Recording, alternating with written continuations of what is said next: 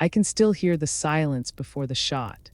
Not the blast of the rifle, not the ringing in my ears, but the hollow pause that stretched across the valley while a single round carved its way through the air. 4.5 seconds, that was the measure of a life. In those seconds, I carried the weight of my brothers, the hope of my unit, and the knowledge that once the trigger broke, nothing would ever be the same. I was a soldier, a sniper, a woman carrying secrets buried deep in files no one was supposed to read. I never asked for glory, but fate has a way of pressing you against the edge of history. Before we dive into the story, take a moment to like the video and subscribe, but only if stories of courage and resilience speak to you.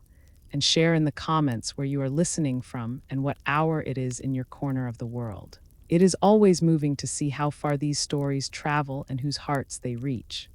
What I am about to share is not just about a single shot or a single war. It is about the hidden battles that shape us long after the smoke clears. There were two moments that defined me, one in the chaos of a night ambush and another high on a ridgeline with a target so far it seemed impossible. And there was a truth buried in my record, a truth that came at a cost. This is my voice. My memory, my reckoning. Some details have been adjusted for security and storytelling. The distances, the times, the numbers you will hear are drawn from reality and tested for accuracy, but the heart of this story is mine. My name is Rachel Monroe. I am 5'3", stubborn and born halfway between the cornfields and the interstate, where maps thin out and people measure life by work and keeping faith. I grew up with my father teaching me how to check a carburetor and my mother teaching me how to bake a pie that could fix a bad day. When the world on television changed, I signed my name on the dotted line and walked into a uniform because it felt like the only honest way to repay a debt I could not explain. I was 23 and full of a hard, clean kind of confidence that has the smell of new boots and the sound of hometown prayers behind it. Basic training did not flatter me. It cut me down to rawness, then built me back up into habit. I learned to love the routine of early mornings. The precise art of folding a blanket so military creases could hold a memory. I learned how to carry weight until it stopped feeling like weight and began to feel like an instrument. They put me in military police first because I had a steady hand and an even temper. I liked the order of that work. I liked knowing where the lines were. But there was a part of me that listened to the horizon and wanted to see further than the immediate line of sight. I wanted to learn how to be still while everyone else moved. That hunger led me to sniper school. Fort Benning did not tolerate sentiment. It taught economy of motion and clarity of thought. The instructors liked to say that a good sniper is a good accountant of the world, somebody who tallies wind, distance, humidity, and probability until shooting becomes a quiet ledger of correct choices. The first night I spent in an observation blind, I fell asleep on the scope because my eyes could not stay open. I woke up with frost on my cheek and a shiver that went deeper than the cold. There was humiliation in that sleep and also a kind of promise. That failure was a ledger entry too. It taught me humility in a way that no medal ever could. Training was patient cruelty.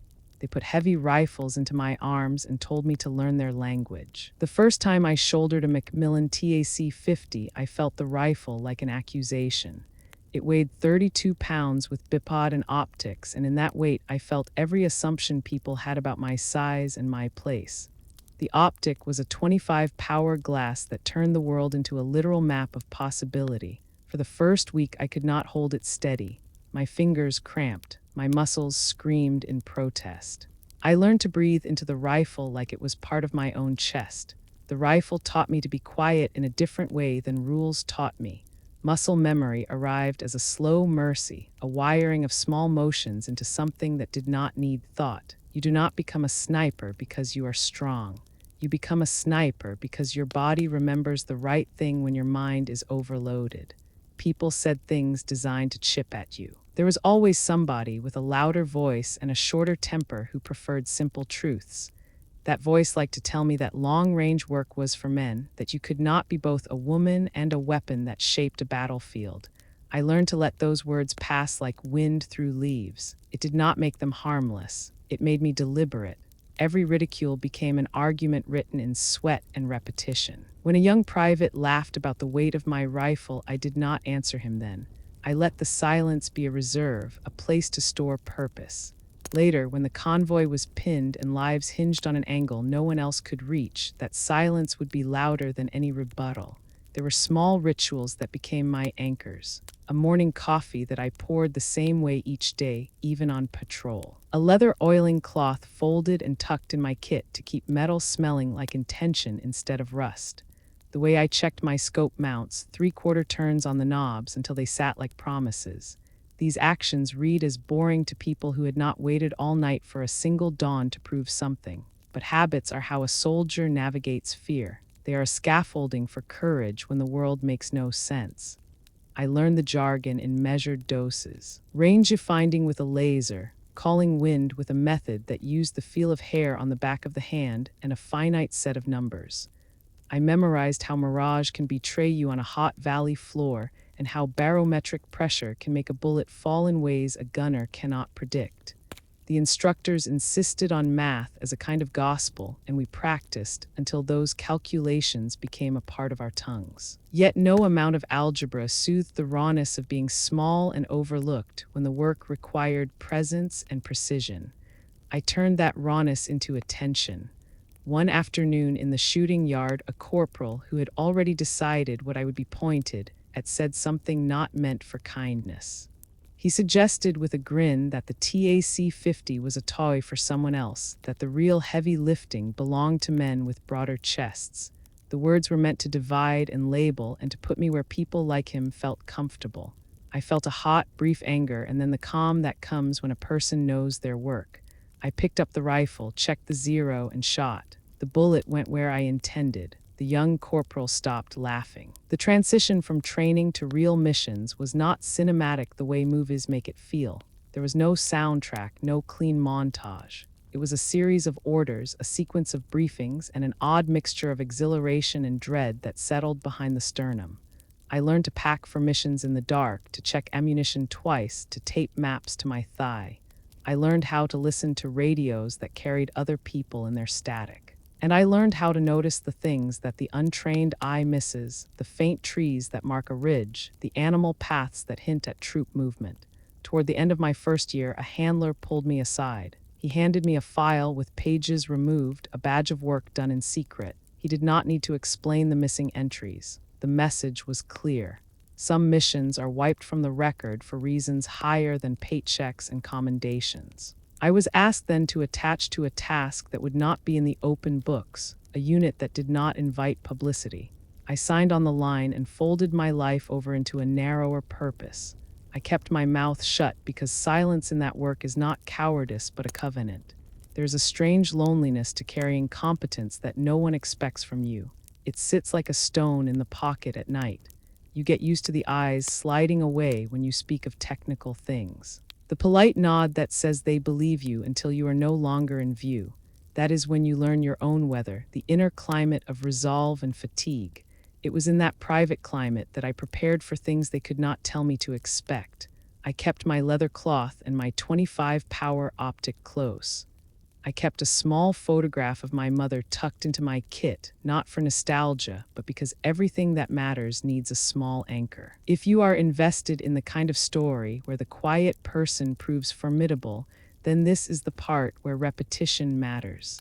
Not because the repetition is dramatic, but because habit is how a lone soldier survives a war that wants to make her feel unreal.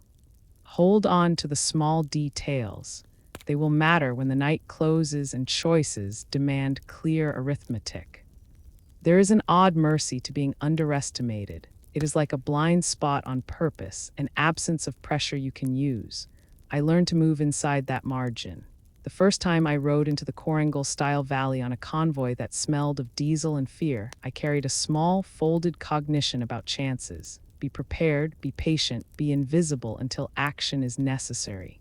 We drove dusty roads with sun bleaching the edges of everything. The morning was ordinary in the way dangerous things often are, ordinary enough that people joked to cast out the possibility of fear.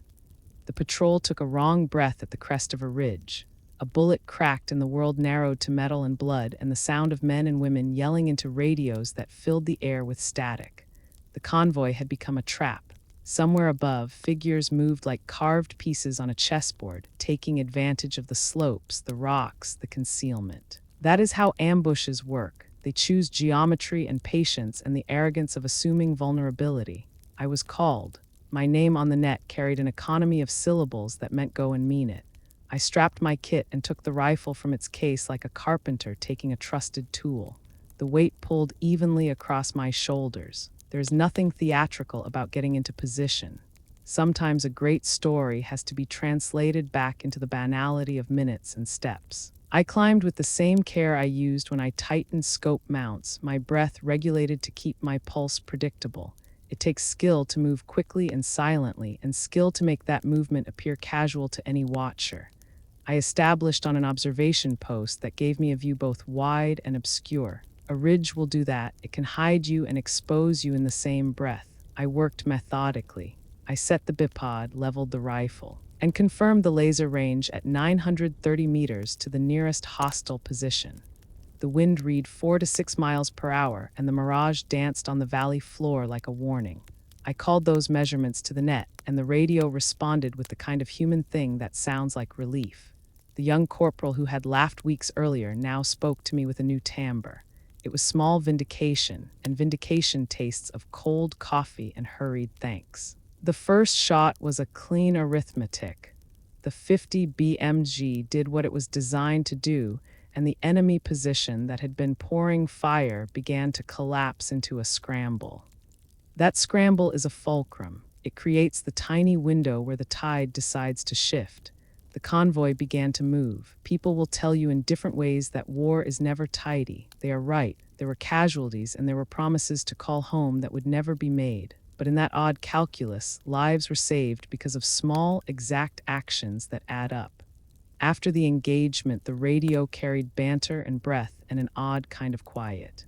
There was a moment when the world felt as if it could be stitched back. That is when a private made a joke meant to slice the air. He said something bitter and foolish about women and heavy rifles. His voice bounced off the rocks and landed like a thrown stone. I did not answer with anger. I answered with care. I checked my rifle again. I cleaned the barrel. I relubricated the stock. The meticulousness of that motion was my reply. It says more than a retort ever could. That night in the makeshift operations center, someone put a file on the table and did not close the lid. It was a long, careful silence while men shuffled papers and commanders made faces in the light. I watched as they tried to reconcile what they had seen with what they had read in a file that included only tidy deployments and neat sentences. The file was an edited thing. The missing pages had been cut for reasons I would never be permitted to see. I could see the relief and the discomfort in faces that had been accustomed to a different kind of truth. I remember the smell of the room, the coffee gone tepid, the hum of the generator pretending to be a heartbeat. I remember thinking about my mother and how she used to tell me to wash my hands after anything that smelled strong. I thought of that as a superstition and then a prayer. There was a conversation about mediating publicity and possible security implications. I sat there and listened like a person who has been trained to measure air currents. Secrets follow their own logic. They are kept to protect people and methods, and sometimes to keep a fragile advantage.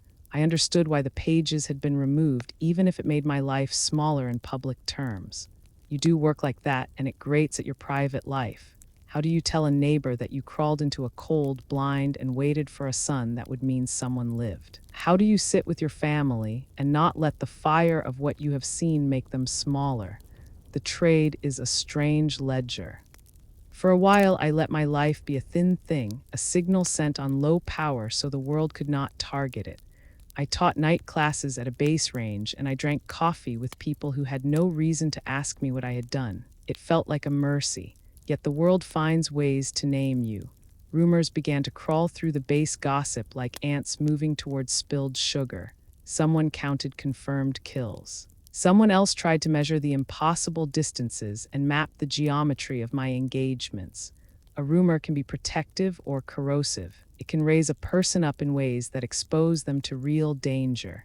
I learned to watch the rumor mill with the same clinical interest I applied to wind calls. It shifts in patterns, and you learn to predict where it will break next. A call came in about a target that did not come from a friendly mouth. The intelligence had the ring of precision that only some operations can gather. It described a leader who orchestrated attacks from a compound set apart in terrain that offered him a sense of invulnerability. He would be visible for a narrow window, a methodical man who stood in certain places at certain times. The angle to reach him would be extreme. It was the kind of moment that asks whether you will let the world keep pretending certain things are not possible. I remember checking my kit the night before that mission. The rifle was cleaned and oiled. The match-grade rounds were stacked and labeled with care. I checked the optic and thumbed the ballistic computer that would help me adjudicate wind and drop into readable numbers. The planned engagement distance was farther than the math usually approves with warm certainty. The figure felt like a dare and a responsibility rolled together. In my pocket, a photograph of my mother reminded me why I took such risks. The choice to fire was not for pride. It was for the people whose faces I had seen and for the ones I had not yet met. I will say this about preparation. There is a difference between being ready and convincing yourself you are ready. The former is quiet work. It is inventory and sanity checks and mental rehearsals where everything that could go wrong is rehearsed and accounted for. It is a willingness to accept that you may fail and that you must still proceed. I had been trained to accept that ledger, to say yes to the risk that my calculation might not hold, because the alternative was allowing others to die when a chance to save them existed. Before the mission, I spoke once briefly to a member of my family. I told them good night in a voice made small by transmission rules. They said they were proud in a way that felt larger than the room. I kept that feeling folded in my chest like a battery. That night I slept poorly but slept with purpose.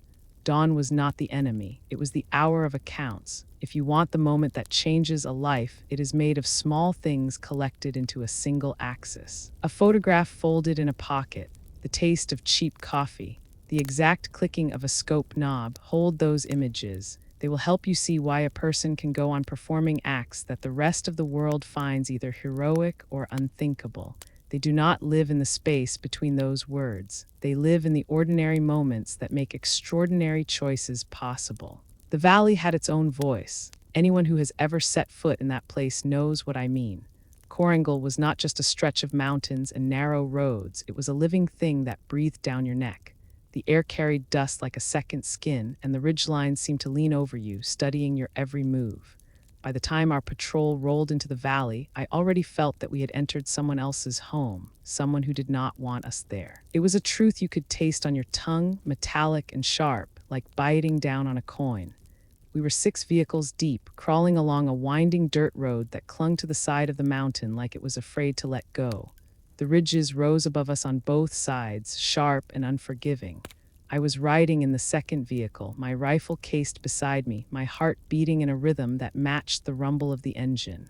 The valley was too quiet. No children running with curious eyes, no shepherds, no women carrying water. Silence in that place was never a gift. Silence was a trap. The first shot cracked like a whip. It was not aimed at me, but it might as well have been. Bullets poured down from the ridges, raining against the armor of the lead vehicle. The world erupted in chaos. Radios lit up with frantic calls. Dust filled the air as brakes locked.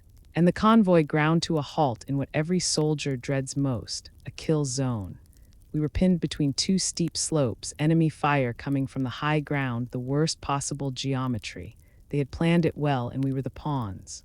The driver of the lead truck slumped over his wheel, blood blooming dark across his chest. The gunner on the third vehicle screamed as he tried to swing his turret, only to be met with a burst of fire that cut the barrel sparks from his weapon. My stomach twisted, but my mind sharpened. Training had done its job. Panic wasted time. Time cost lives. I grabbed the radio and barked into the net, demanding clarity, positions, bearings. My voice was steadier than I felt. "Monroe, take the ridge." My squad leader's voice broke through the static. That was all the permission I needed. My rifle was in my hands before the words finished leaving his lips. 32 pounds of metal and glass, heavy and familiar. Resting across my shoulder like an anchor, I climbed out of the vehicle into a storm of gunfire. Dust bit at my eyes. My boots slipped on loose rock, but I kept moving.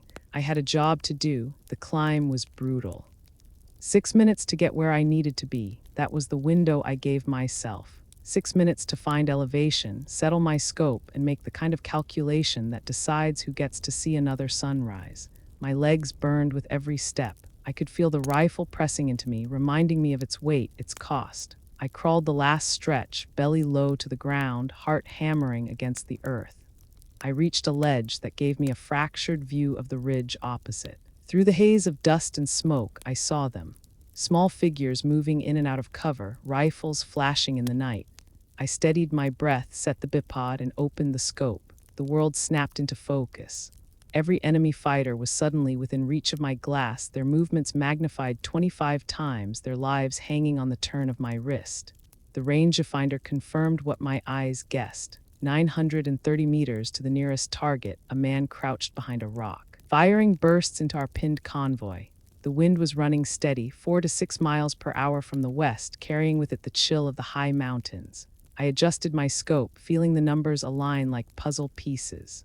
My finger rested on the trigger, not pressing, just listening. My breath slowed until the world felt suspended. I squeezed. The recoil slammed into my shoulder, a violent handshake between metal and bone. The round cut through the air, invisible but inevitable. Half a second later, the target collapsed. His rifle clattered against the stone, his body limp. For a moment, the enemy fire faltered, confusion spreading like a ripple. I did not celebrate. I chambered another round.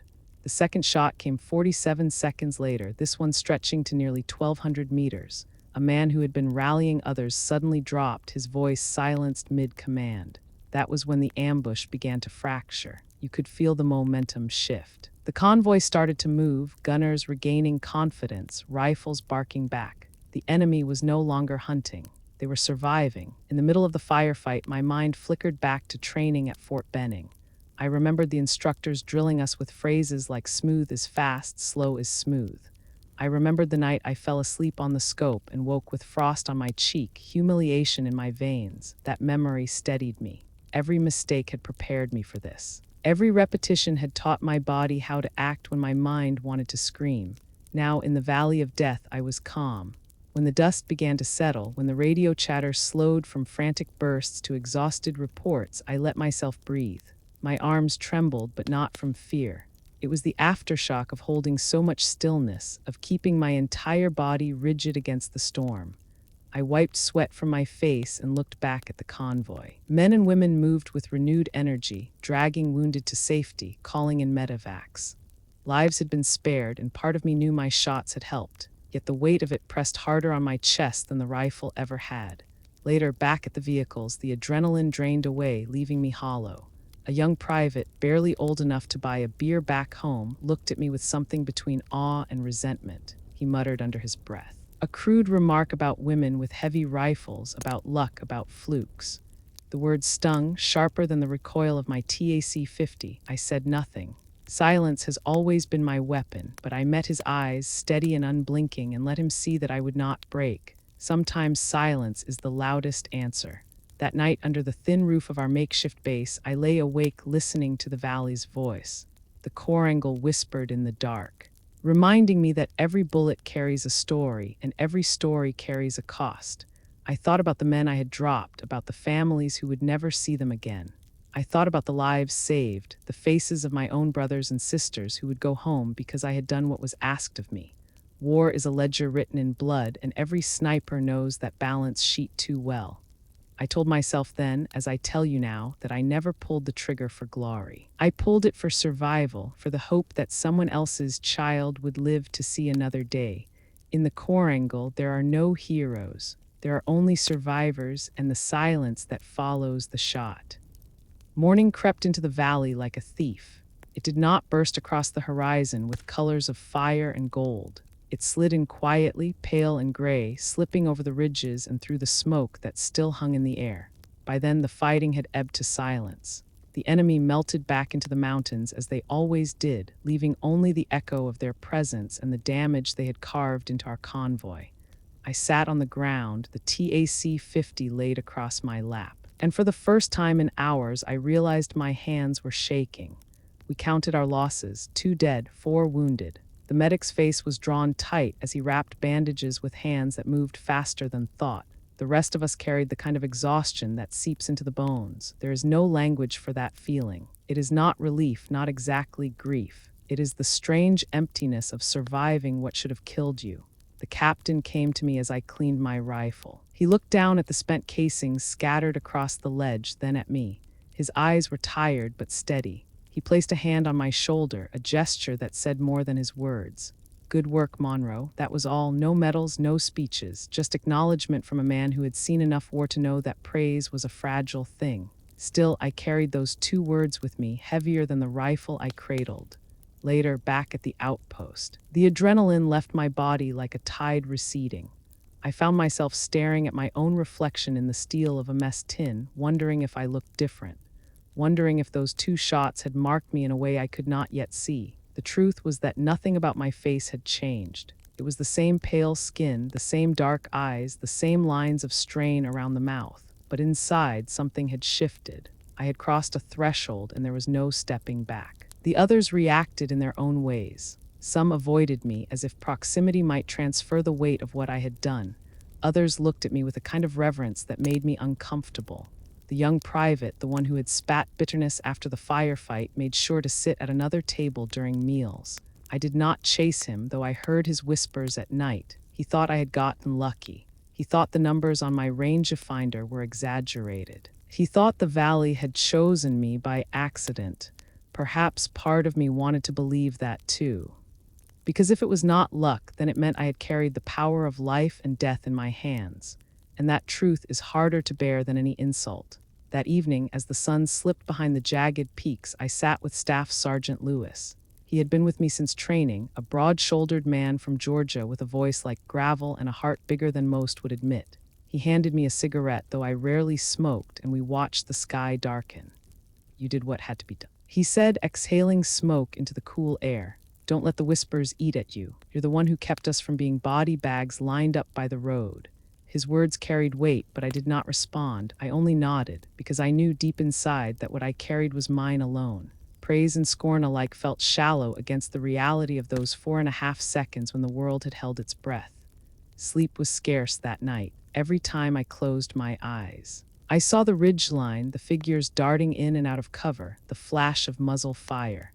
I heard the crack of my rifle and the hollow pause that followed. My dreams were not nightmares exactly. They were replays, detailed and exact, my mind running the math again and again as if trying to solve an equation that could not be balanced. That is the secret no one tells you about pulling the trigger. The bullet may reach its target, but part of it always stays lodged inside you. The next morning brought a new mission. We were ordered to secure a stretch of the road where the ambush had begun, to sweep for signs of lingering insurgents. It felt like walking through a graveyard where the graves were still warm. Every rock looked like a hiding place, every shadow like an enemy.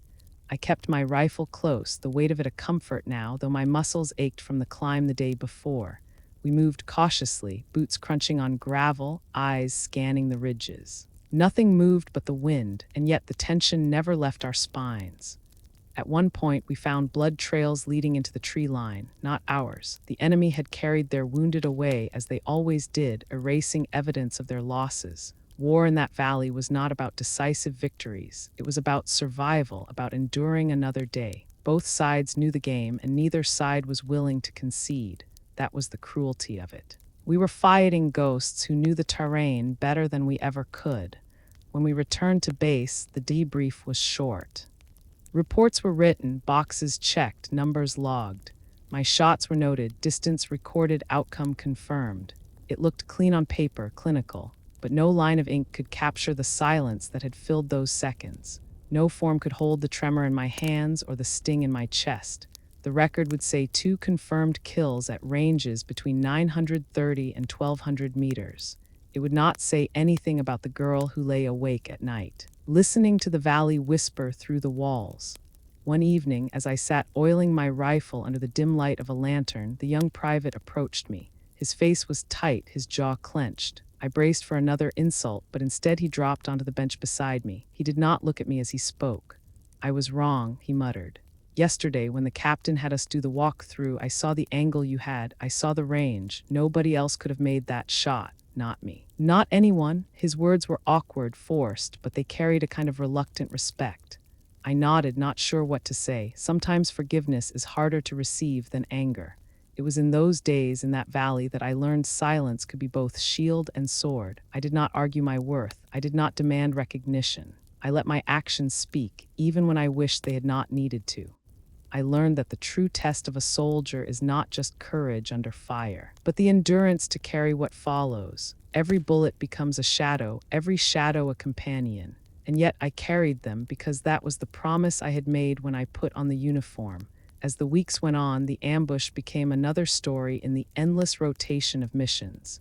New firefights came, new losses, new scars. But for me, that night in Korangal marked a beginning. It was the moment I realized that the line between who I was and what I had become had blurred beyond recognition. I was not just Rachel Monroe from the Midwest anymore. I was the woman who climbed a ridge in the dark and silenced the guns that pinned her brothers. I was the sniper who carried the weight of distance and time, who learned that survival often depends on a trigger pull measured in seconds. It was a truth I could not share fully, even with those beside me. Some parts of war are unspoken, tucked away in the quiet corners of memory, but they live there, shaping everything that comes after. Looking back now, I see how that night was the first step toward the record I never wanted. It was the first whisper of fate, telling me that my path would not end in training exercises or routine patrols. The valley had tested me, and in surviving, I had invited more tests to come. Sometimes I wonder if I could have chosen differently, if silence that night would have been easier. But then I remember the faces of the wounded carried out alive, the convoy that kept moving, the brothers and sisters who made it home. And I know the truth, easy was never the point. Necessary was. So the valley stayed with me, etched into the marrow of who I am. And though many more missions followed, though the weight of distance grew heavier with every shot, Korangal was the night that changed me. It was the place where silence spoke louder than words, and where I learned that every decision on the battlefield carries forward into the rest of your life. When the Korangal firefight had finally faded into the ledger of operations, I thought I would be able to breathe again. I was wrong. Some battles don't end when the shooting stops. They shift into paperwork, into whispers in command tents, into the cold corridors where decisions are made behind closed doors. I learned that war has more than one face, and one of its faces wears a uniform and carries a pen. A week after the ambush, I was ordered into a briefing room that felt colder than the mountain nights. A colonel sat at the far end of a long table, his sleeves rolled tight, his eyes unreadable. Two majors flanked him, both with folders stacked neatly in front of them. My name was on one of those folders. When I sat down, no one smiled. There was no congratulations, no talk of valor. There was only silence, thick as smoke, and the sound of a page turning. Private First Class Monroe. The colonel said at last, his voice clipped as though each word cost him something. Your actions during the Korangal engagement have been reviewed. Your effectiveness is not in question. What is in question is how this information will be recorded. His finger tapped against the folder. Some of these numbers will not leave this room. Do you understand? I nodded, though my stomach turned. I did not fully understand. But I knew enough to realize that my shots had carried further than the ridgeline. They had reached into the space where stories are rewritten, where certain missions vanish from record as if they never happened. The colonel leaned forward, his eyes narrowing. What you did was necessary, but necessity and history do not always share the same language. Parts of this will be sanitized. You will not speak of them outside this chain of command. Do you understand? This time I said yes. Though the word caught in my throat, that was how it began. That was how my file started to shed pieces of itself like a snake losing skin. One page marked with red ink, one set of numbers crossed out, one line rewritten, and me standing at the center of it, watching pieces of my own story erased. I wanted to ask why, but I did not. Questions in that room felt dangerous, like stepping onto thin ice. So I walked out with my silence intact, carrying the weight of what had been removed. The months that followed blurred into a rhythm that no one outside the circle ever heard about. 17 missions, each stamped with secrecy, each one stripped from the surface of my record. They called them attachments, temporary transfers to units that had no name on paper but carried a shadow reputation in the field. Some said JSOC, some said nothing at all. For me, they were simply nights that stretched into dawn, holding my breath behind a scope, watching a world that did not know I was there. There were 60 nights, maybe more. When I lay in overwatch positions high above villages or convoys, my rifle balanced on stone, my body pressed into the dirt until I felt part of the mountain. I watched roads that twisted like scars across the earth, counting headlights, studying movements, listening to the rhythm of silence and noise. Some nights ended without a shot fired. Others ended with a single round, a flash in the distance, and a radio call that confirmed the convoy had passed unscathed. Those nights never made it into the official tallies. To the world, they did not exist. But to me, they lived on in every shadow I carried. I was not proud of the numbers. I did not crave the label of sniper or the whispered reputation that followed me through camp like smoke. If anything, I resented it. The young men who cheered the idea of a record distance or a confirmed kill did not understand the other side of it. They did not hear the silence that came after. They did not wake up at night replaying the 4.5 seconds between trigger and impact. For them, numbers were proof of skill. For me, numbers were ghosts. The longer I stayed on those missions, the more I felt myself splitting into two people. There was the Rachel Monroe who wrote home to her mother, talking about the weather, about the food, about the friends she had made. And then there was the Rachel Monroe who lay in the dirt on a ridgeline, adjusting for humidity and wind, counting breaths while waiting for a man to step into her crosshairs. Only one of those Rachels appeared in the official files. The other was erased, and I began to wonder which one was real. I remember one night especially. It was cold enough that frost formed on the metal of my scope, and the stars looked close enough to touch. I had been awake for nearly 20 hours, eyes glued to a compound at the edge of a village. Intelligence suggested a weapons shipment would arrive before dawn. My spotter whispered the numbers, the wind call, the distance. I nodded, though my eyes burned. Hours passed and nothing happened. Finally, as the first gray light bled into the sky, a truck pulled into the courtyard.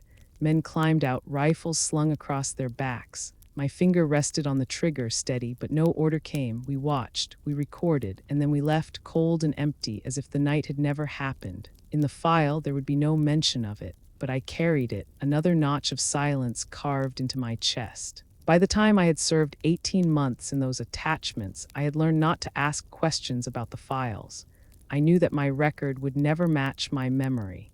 I knew that 17 confirmed special operations missions had been folded into nothingness, and I knew that silence was both shield and prison. The less I said, the safer I remained, but that safety came with a cost. It made me invisible even to myself, sometimes when the nights dragged too long. I thought about what it would mean if the truth ever came out, if the numbers were restored, if the record reflected what I had actually done.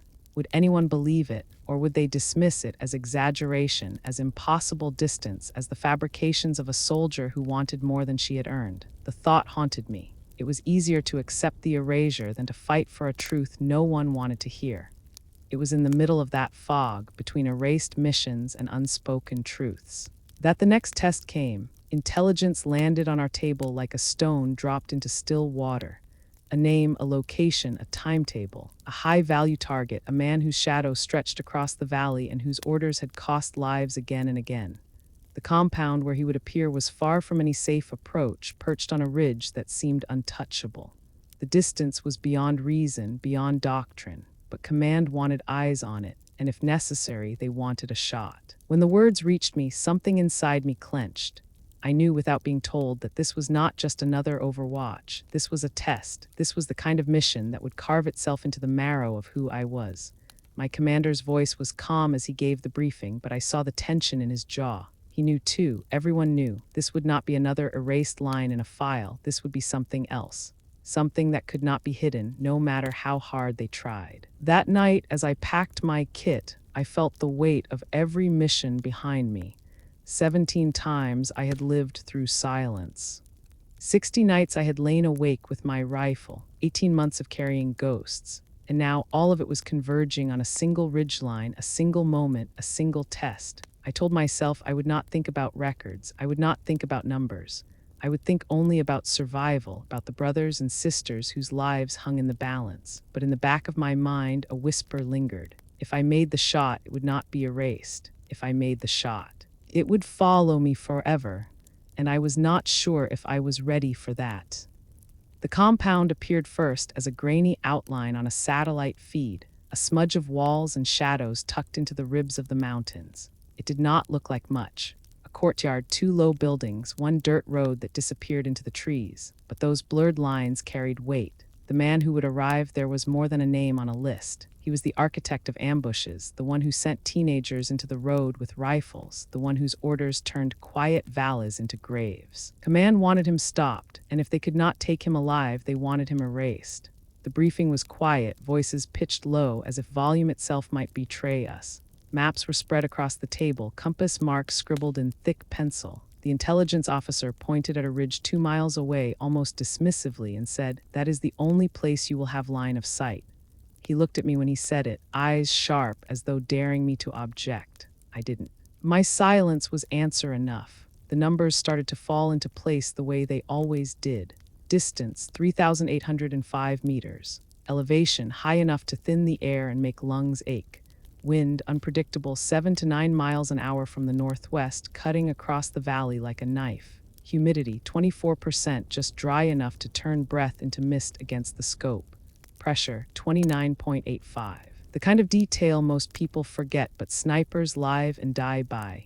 Each factor scribbled itself across the inside of my skull until the plan was less a strategy and more a heartbeat. I knew it would not be simple. I also knew I would not be given the option to decline. When the briefing ended, I lingered behind. One of the majors closed the folder, sliding it toward him like it was nothing more than paperwork. I watched the man's hand rest over the numbers, blotting them out, and something inside me tightened. I remembered the colonel's words weeks earlier about necessity and history not sharing the same language. I wondered if this mission would vanish too, if my role would once again dissolve into silence. Part of me wanted that, part of me feared it, and part of me, the quietest part, needed this truth to stay, even if it haunted me forever. Preparation began the moment I stepped out of that room. I checked my rifle twice, then again, running hands over the stock, the scope, the bipod, as though touch itself could promise reliability. 32 pounds of steel and glass, familiar as breath. The Macmillan TAC-50 had carried me through nights I thought would never end, but this was different. I pulled the bolt, feeling the resistance, listening for any whisper of imperfection. The rifle spoke back in silence, its own kind of vow. I trusted it, even when I could not trust myself. The ammunition was match grade, hand-loaded, each round weighed and measured like a jewel. They were heavier than they looked. 45 grams of metal and fire, designed to reach farther than belief. I rolled one between my fingers, feeling the grooves, thinking of the miles it would travel. People imagine bullets as instant. Pull the trigger, target falls. But at that distance, the world moves in between. 4.5 seconds for a round to cross the valley, 4.5 seconds for wind to shift, for a man to step left, for fate to intervene. That is the cruel math of a sniper. You can do everything right, and still, the world can choose otherwise. At night, as the camp settled into uneasy rest, I lay awake listening to the low hum of generators. My mind rehearsed the mission over and over, the climb to the ridge, the crawl into position, the waiting, the trigger pull. Each step unfolded in my imagination until it was less plan than prophecy. But underneath the precision, something heavier pulsed. Fear, not of failure, but of what success would mean. If I made the shot, the number would not vanish. It would follow me home, etching itself into every introduction, every memory, every silence. I would not be Rachel Monroe from the Midwest. I would be Rachel Monroe, the sniper who pulled the impossible trigger, and I wasn't sure I wanted that. There are parts of soldiering no one warns you about. They tell you about the drills, the discipline, the pride. They do not tell you about the loneliness of carrying truths no one else can hold. In the chow line, the others laughed about football scores, about girlfriends, about the taste of the food. I joined in when I could, but beneath it all, my mind stayed on the numbers, the valley, the compound. I wondered if anyone saw the distance in my eyes, if anyone sensed the weight of what was coming. The day before we left, Lewis found me in the motor pool, crouched over the rifle again. He leaned against the wall, arms folded, his presence solid as stone. "You'll be fine," he said simply. I shook my head, not at the words, but at the ease with which he said them. "Fine isn't the question," I answered. "Fine is never the question, necessary is." He didn't argue, he just nodded, the way only someone who's seen too much can, and walked away. When the convoy pulled out at dawn, the valley stretched before us like a wound. The road wound through cliffs and shadows, each turn a reminder of how fragile our lives were. I kept my eyes forward, watching the ridges rise. The compound was still hours away, but already I felt its pull, as if the mountain itself knew what waited. My hands rested on the rifle case, fingers drumming a rhythm I could not quiet. Every bump in the road echoed through my bones. I wondered if fate was laughing at me, pushing me toward a destiny I had never asked for. We reached the base of the ridge in silence. The climb would take hours, 2 miles of rock and dirt and thin air. Every step made heavier by the load I carried. 32 pounds on my back, another 50 in gear, and the weight of ghosts pressing on my chest. My legs burned, my lungs fought, but I kept moving, not because I was fearless, because stopping was not an option. Somewhere in that compound, a man planned to send others to die. If I could stop him, even for a day, then the climb was worth every ragged breath. Halfway up, I paused, crouched against a boulder, wiping sweat from my brow. The valley stretched below, vast and indifferent, the convoy now nothing but specks of metal crawling along the road. The scale of it all hit me then, how small we were, how vast the world was, and yet how much difference a single trigger pull could make. It was terrifying, humbling, and impossible all at once. I should have felt powerful. Instead, I felt human, fragile, fallible. A woman from the Midwest carrying too much on her shoulders. By the time we reached the top, dusk had begun to settle. The compound lay far below, tiny against the spread of earth, but visible through the glass of my scope. I set the bipod, adjusted the angle, checked the range again, 3,805 meters. The number stared back at me like a dare. My spotter murmured wind calls, his voice steady, grounding. I let the numbers wash over me, aligning the world into fractions and probabilities. Still, the human part of me whispered beneath it all. What if he moved? What if the wind changed? What if the shot hit home? What if it didn't? Night fell, and with it came the waiting. Hours stretched like years, each minute punctuated by the sound of my own breath. I lay prone, cheek against the stock, the scope framing the compound. The man had not arrived yet. The courtyard was empty, the buildings dark. My finger rested lightly on the trigger guard, a reminder, a promise. In the silence, my mind wandered. To my mother, sitting at her kitchen table, wondering where I was. To my brother, who had once told me I was too stubborn for my own good. To the boy back home who had kissed me under the bleachers and said he'd wait. They were ghosts of another life, one I had left behind, but they came to me now in the stillness, reminding me of who I was before the rifle. Then movement. Headlights flickered in the distance, a truck winding its way toward the compound. My body tightened, my breath caught. The moment was approaching. I whispered the distance under my breath like a prayer. 3,805, 4.5 seconds. Life, death, silence, everything I was, everything I would become, balanced on those numbers. The night dragged into dawn, and with it came the cold clarity that only the mountains can deliver. The sky shifted from black to bruised purple, then to the pale gray that turns every shadow into a question. I pressed my cheek against the stock, adjusting the scope, letting my eyes trace the compound below. It was no longer a smear on a satellite feed. It was a place. A courtyard with dusty walls, a truck parked crooked at the gate. A pair of guards who moved with the restless rhythm of men who knew they were targets.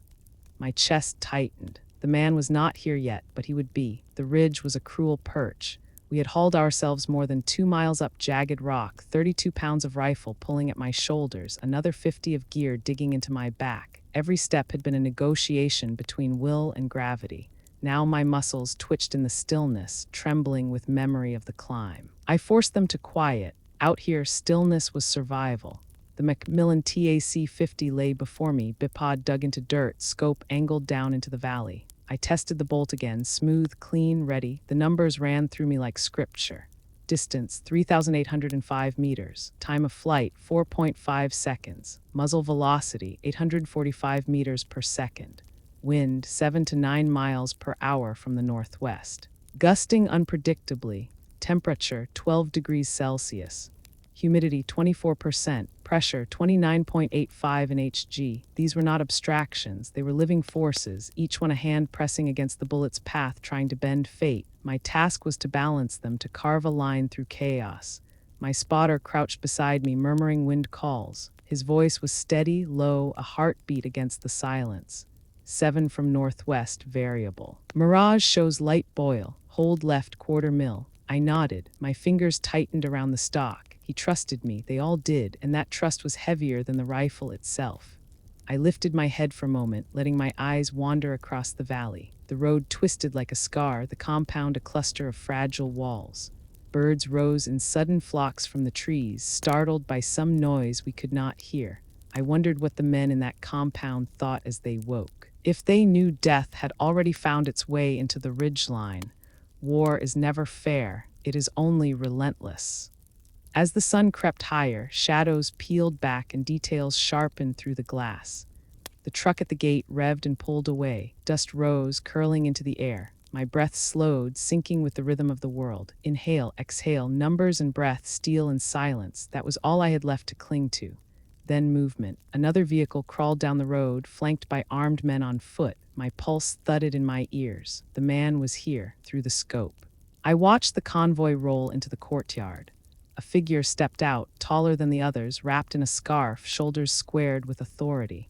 The target, confirmation, whispered through the radio, a voice I barely heard. My world had narrowed to a single frame of glass, a single human shape 2 miles away. I began the calculations again, each one a prayer against the void. Wind drift at 3,800 meters, feet, not inches. Bullet drop dozens of meters. I dialed the elevation, adjusting until the reticle floated high above the figure's head. To anyone else it would look absurd, aiming at empty sky. But to me it was precision. The invisible arc of physics would carry the bullet down if I read the world correctly, if my spotter's voice was a tether. Left quarter mil, range 3805, ready on your call. I settled into the rifle, cheek pressed tight, hand firm on the grip, my breath stilled. The courtyard swam in and out of focus with the heat mirage. I blinked, steadying. I had fired 1,000 shots in training, dozens in combat. None had carried this weight. 4.5 seconds stretched ahead of me like a lifetime. In those seconds, he could step aside. A gust could pull the bullet inches, then feet off course. A bird could cross the line of fire. And in those same seconds, lives could be saved. My finger hovered at the trigger guard. Images flashed unbidden behind my eyes. The young private who had fallen in the kill zone weeks earlier. The medic hunched over a wounded comrade, blood pooling in the dirt. My brother's laugh back home, my mother's steady hands at the kitchen sink. All of them lived inside this moment, braided into the steel and silence. I exhaled, long and steady. The reticle steadied over empty sky. The invisible arc stretching down to the man who did not know he was already written into history. My voice broke the silence. On target. My spotter responded calm, final, send it. The trigger broke beneath my finger, crisp and inevitable. The rifle kicked back, recoil slamming into my shoulder. A blossom of smoke curled from the barrel, and then silence. Not the silence of stillness, but the hollow void that comes after the shot, the space where fate decides. 1 second. The bullet carved through air, supersonic, tearing against resistance. 2 seconds. Wind tugged, pushing, pulling, the valley conspiring against me. 3 seconds. The man shifted, turning to gesture toward a soldier. My stomach dropped. 4 seconds. Time stretched until it felt like a rope fraying strand by strand. 4.5 seconds. Impact. Through the scope, I saw the figure stagger, then fall. Dust rose. Shouts erupted, chaos spilling into the courtyard. My spotter's voice whispered, almost reverent. Hit confirmed. I didn't cheer. I didn't breathe. I only stared, my heart refusing to accept what my eyes had seen. The drone confirmation came moments later, calm and sterile, a voice declaring what I already knew: target down, mission complete, numbers made real. But there was no triumph in me, only weight. I lowered my head onto the stock, eyes squeezed shut. I had pulled the trigger, but the shot would follow me forever. 4.5 seconds, that was the measure of a life, and now it was mine to carry. I whispered a prayer no one could hear, not for myself, but for the ghosts that now walked with me. The mountain was silent again, as if nothing had happened, but I knew everything had. Chapter 4, The Longest Bullet, Part 2. The mountain held its breath after the shot. I lay prone, cheek still pressed to the stock, eyes burning from the glass, waiting for some proof that it had all been real. The silence stretched until it became unbearable. Then the radio crackled again with that calm mechanical voice, confirming what my eyes already knew. The target was neutralized. The compound erupted into chaos. Through the scope, I watched men scatter. Some firing blindly into the hills, others dragging their fallen leader toward cover.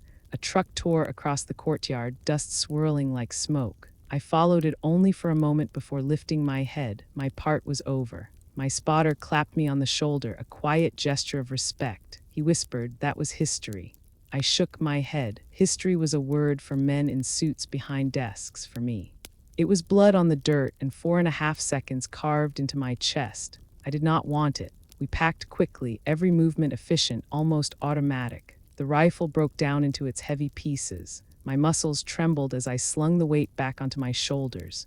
Down in the valley, chaos burned like a fuse, but up here we became shadows again, slipping from rock to rock, vanishing into the folds of the mountain. The hike down felt endless. Every step carried not just the weight of steel and gear, but of knowledge. I had taken a life at nearly 2.5 miles. It was a number that would echo long after I was gone. My legs ached, my lungs burned, but what gnawed at me most was the thought of what came next. We reached the extraction point by nightfall. The helicopter blades thundered against the thin air, scattering dust and stones. I climbed in, body heavy with exhaustion.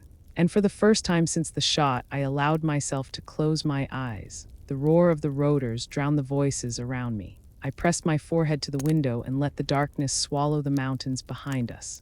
Back at base, the debrief was clinical. Questions asked, answers given, every detail logged. Distance, wind, time of flight. Numbers on paper, cold and detached, stripped of their human weight.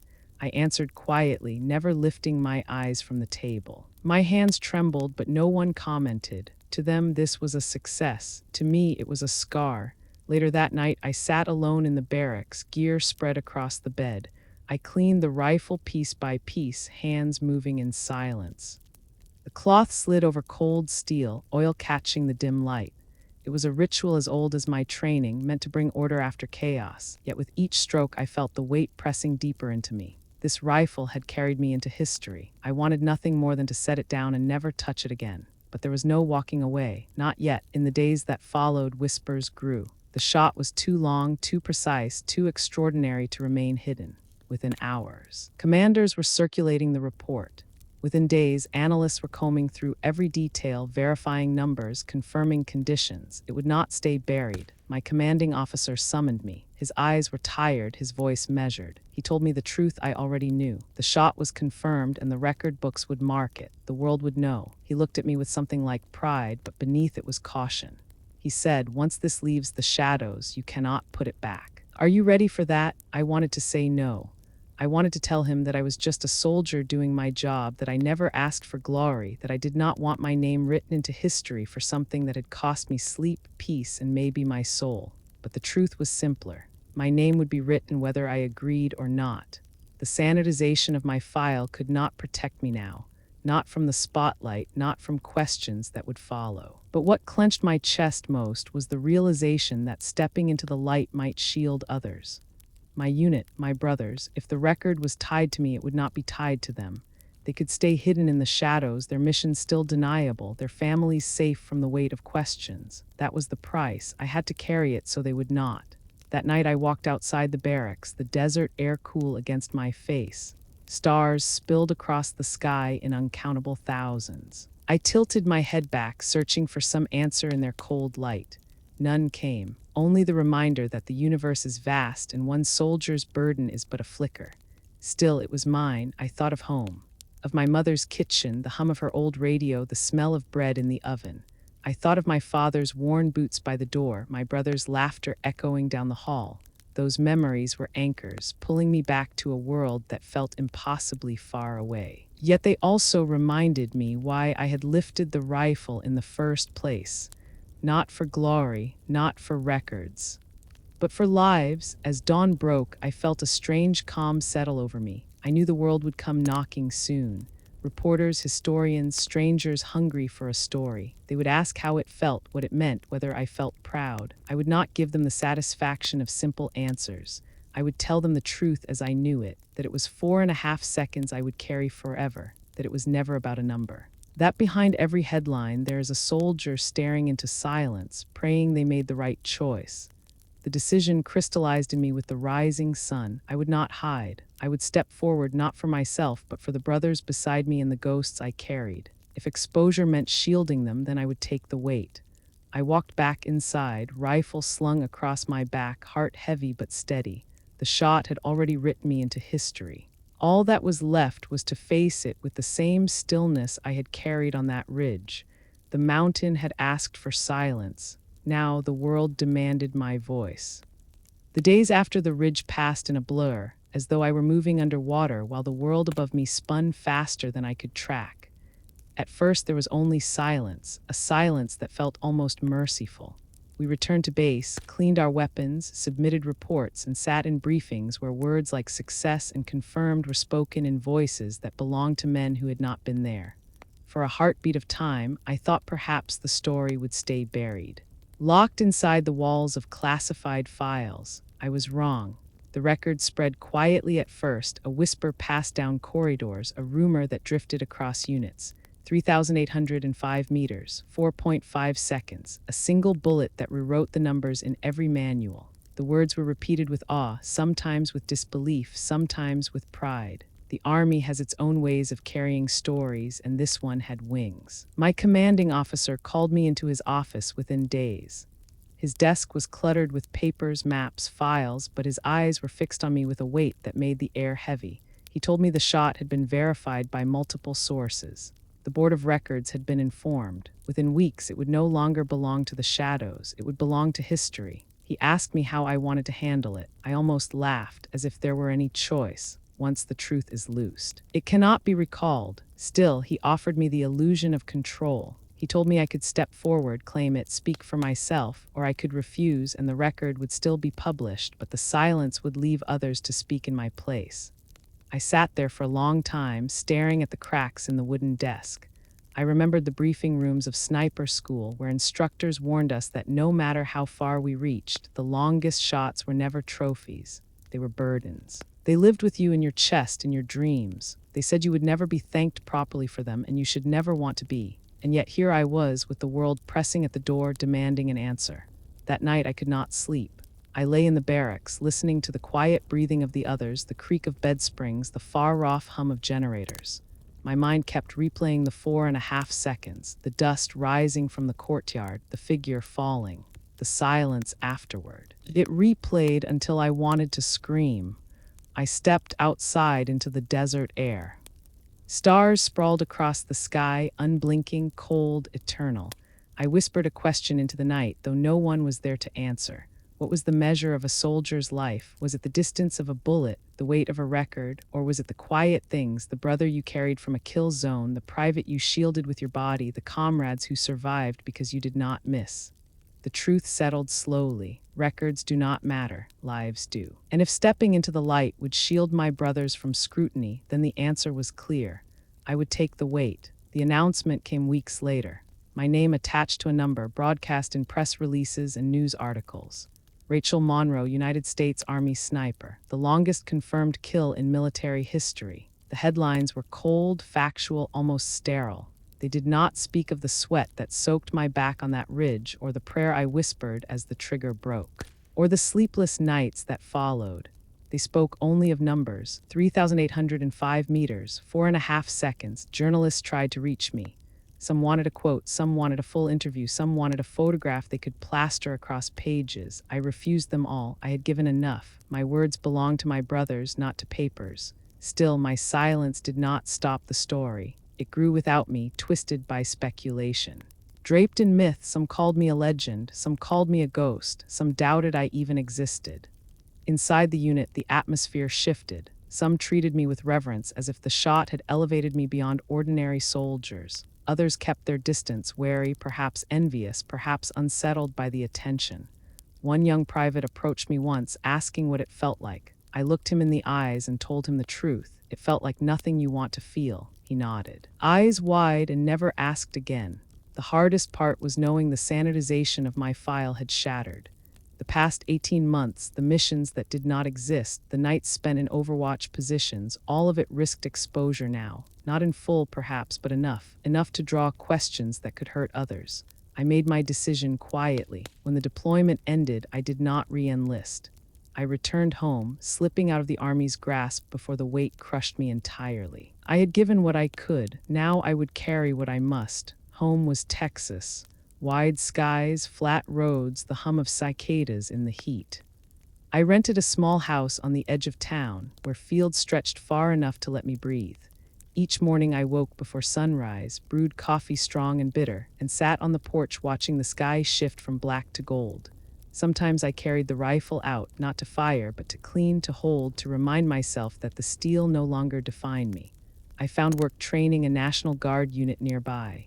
Young soldiers, eager, sometimes reckless. Their eyes bright with the fire of those who had not yet seen combat. I taught them how to breathe, how to steady their hands, how to wait for the right shot.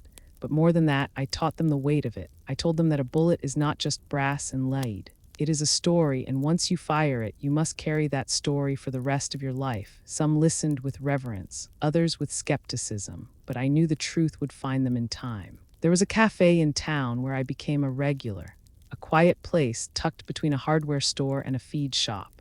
The waitress learned my name, my order, the way I liked my eggs. The owner never asked questions, never pressed. He let me sit in the corner with my coffee, watching the world drift by through the window. The simplicity of it steadied me.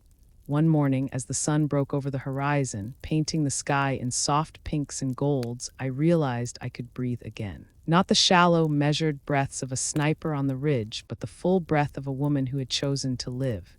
The war would always live in me, but it no longer owned me. I still hear the silence sometimes.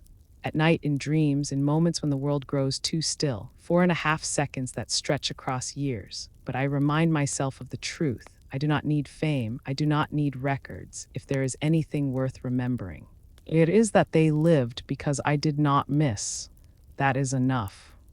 The record lingered in headlines far longer than I ever expected. Weeks turned into months, and still, my name found its way into conversations I had never joined.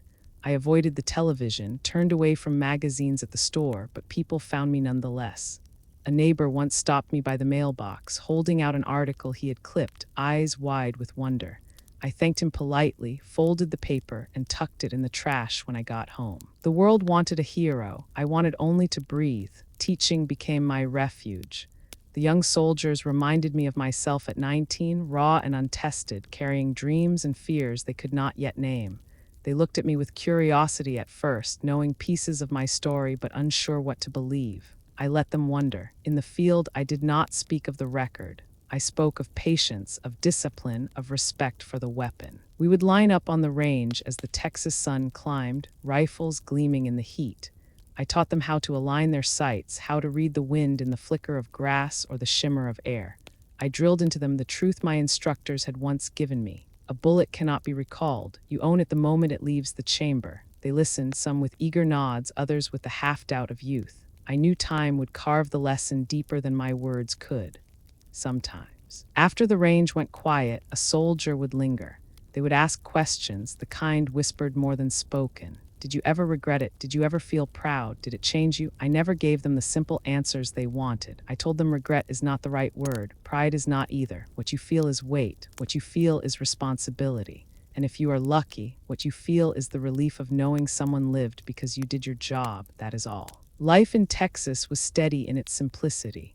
I grew to love the mornings most, the hush before town woke, the way the horizon blushed before the sun climbed.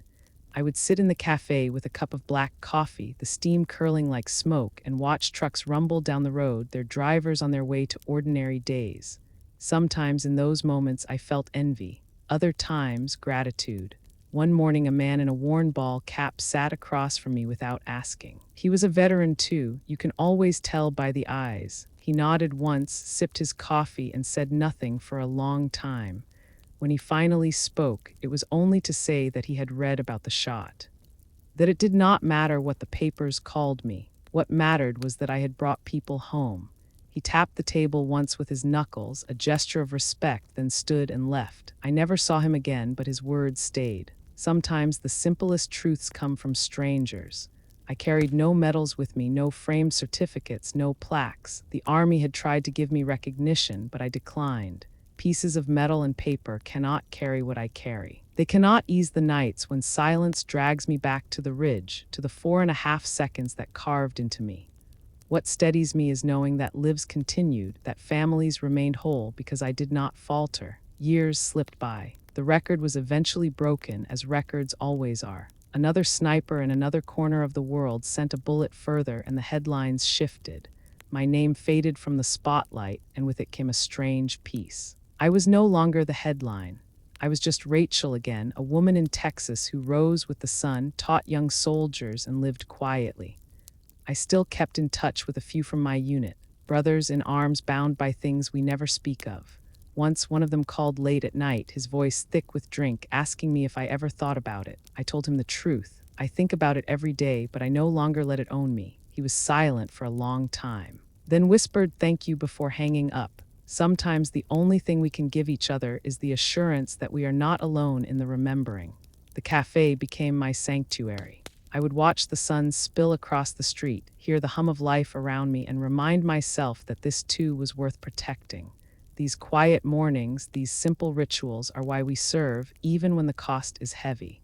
If you are listening to me now, perhaps you are searching for meaning in your own battles. Perhaps you are carrying something heavy, something you cannot set down. I will not tell you it will leave you. It will not. But I will tell you that weight can become something else. It can become a reminder of love, of loyalty, of the lives that go on because of your choices.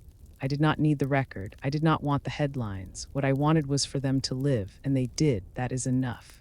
As I close this chapter of my story, I will leave you with this. I am not defined by a number carved into a book. I am defined by the brothers who returned home, by the soldiers who now learn patience on the range, by the quiet mornings in a Texas cafe when the sun warms the horizon and the world feels safe for one more day. If there is anything you carry from my voice, let it be this. You do not need to be remembered for greatness. You need only to be remembered by the ones who lived because you stood your ground. That is legacy enough. Thank you for walking with me through these memories. If this story reached you, if it touched something you carry too, I hope you will share it. Not for me, but for the others who sit in silence, waiting for someone to understand. Subscribe if you want to hear more stories of quiet courage. And in the comments, tell me where you are listening from and what time it is where you are. Because every story, no matter how heavy, becomes lighter when it is shared across distance. I was Rachel Monroe, United States Army sniper. The longest shot I ever took was one I never wanted. And yet, it is the reason I am here to speak to you now. Not as a record, not as a headline, but as a soldier who chose to bring her brothers home. That is all that matters.